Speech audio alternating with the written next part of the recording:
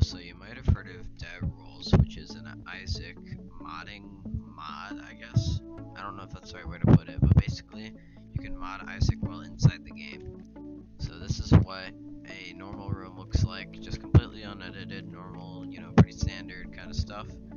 But then when you add dev rules to it, you can make some pretty crazy mods and some pretty crazy stuff. For example, we can make it where every rock is replaced with a random type of coin. And we can also make it where every projectile is a dead Isaac, because that's a projectile one of the bosses uses, believe it or not. So we can actually replace projectiles with it.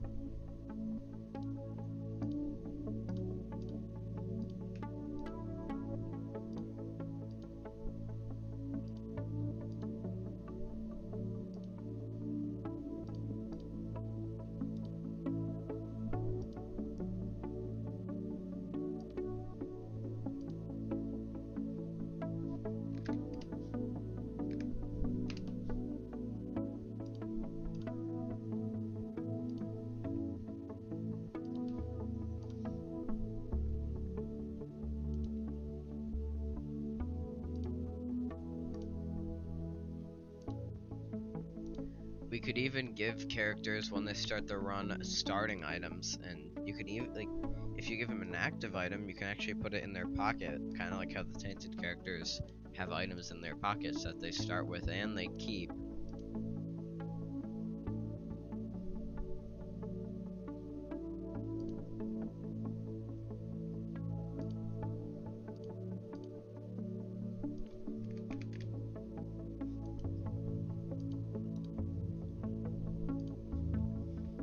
Now this is what the average floor looks like now that we've derulified it. Now rocks are replaced with coins, and enemy projectiles are dead Isaacs. And when you start the run, you start with the sacrificial altar.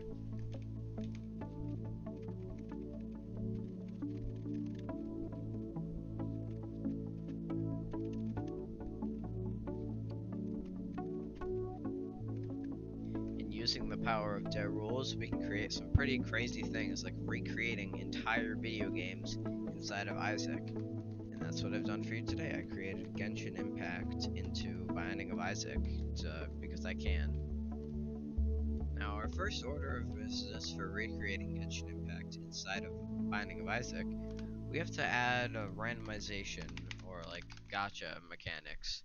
So now we have this sort of infinite roller of items from mixed pools, because we have chaos first of all, which mixes the items in a pool, and then we have glitched crown, which will keep cycling between all of the possible items that we could get from a single shop item now that they're all combined.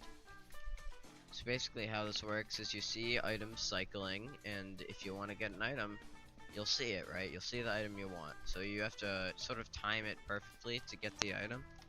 And if you don't get it, well, whoop-de-doo, you have to deal with an item that you don't want, or an item that you weren't trying to get. So it's kind of how Genshin Impact or gacha games are, it's like random chance to get something you want. It's like gambling, pretty much. Don't forget, we also have restock, so that way when you buy an item, you can buy multiple items afterwards, so you can get a lot of items. And also, once it hits 99 cents, it's not very affordable. It'll take you forever to get 99 cents. You'll have to clear a lot of rooms. Which is why certain rooms will now be replaced with more shops. So you will get a lot of shops, pretty much. You can find shops everywhere. You can buy a lot of stuff. I also made boss rooms more accessible to add more of a challenge, and I also made sacrifice rooms more accessible because they have kind of interesting gameplay, health for items. And then I also made I am error rooms immediately teleport you back to the starting room if you go into them, to prevent soft locks. Because another thing, trapdoors, they turn into pickups, because I don't really want people to change floors, because there's not multiple floors in Genshin. I mean, come on. And as you can see, if I walk into this treasure room, it will immediately turn into a shop. So now you can get more items. You can find multiple shops on the floor. And also, if you're wondering, sacrifice rooms don't change. Now you've probably been wondering this whole time why I gave red key as a starting item in your pocket slot. And the reason I did this is so using the red key, will create another room, and you can create a lot of rooms in a really big area with this. So, you know, if you maybe put batteries in almost every room, like there's a certain chance for a battery to spawn in per room, and then you can also buy them from shops, and you have a lot of shops. So you can recharge this red key a lot. So, I mean, what if you use red key as an infinite generation and exploration? Or not infinite, but really big, and you can explore a lot of area, get a lot of stuff.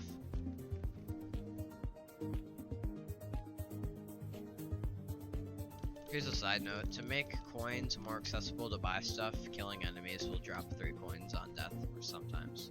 Alright, it's time for some gameplay, you're gonna love this.